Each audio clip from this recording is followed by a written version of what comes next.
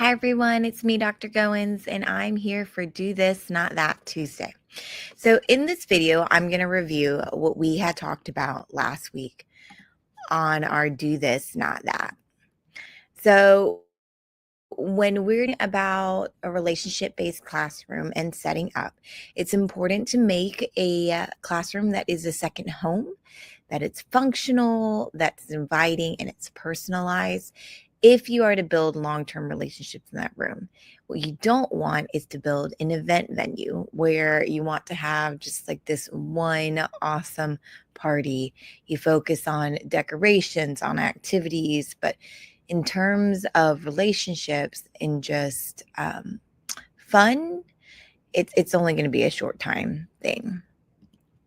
Today, when you're talking about beginning of the year startup for relationships, it's something that most people give into that isn't always healthy for relationships, even for yourself. And that is you will go shopping and buy a bunch of things before you even meet your students. And so if you're a new teacher, I know that there are a bunch of new things that you want to buy for your classroom for beginning of the year setup. But even, me into a veteran teacher, like honestly, I didn't even realize this was like a thing or an issue until I had COVID and not had COVID sick, but taught post COVID and had to take a bunch of my stuff home. So I've transitioned schools and jobs when I took things home.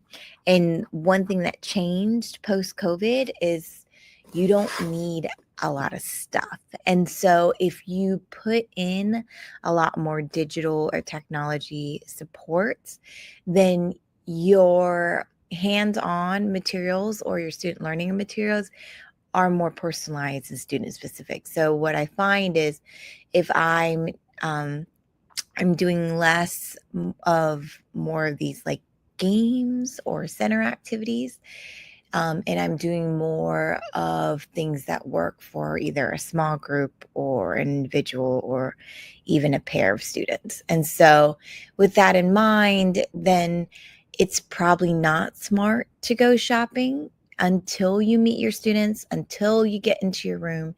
And it's better to take an inventory of what you already have, start there, and then see where you end up. So do this, take an inventory of what you have and use that first before you go shopping for new things that you think you can teach with and you'll use. Because until you meet your students and are kind of living your learning routine in the room, you really don't know if that new and improved thing really fits into your routine.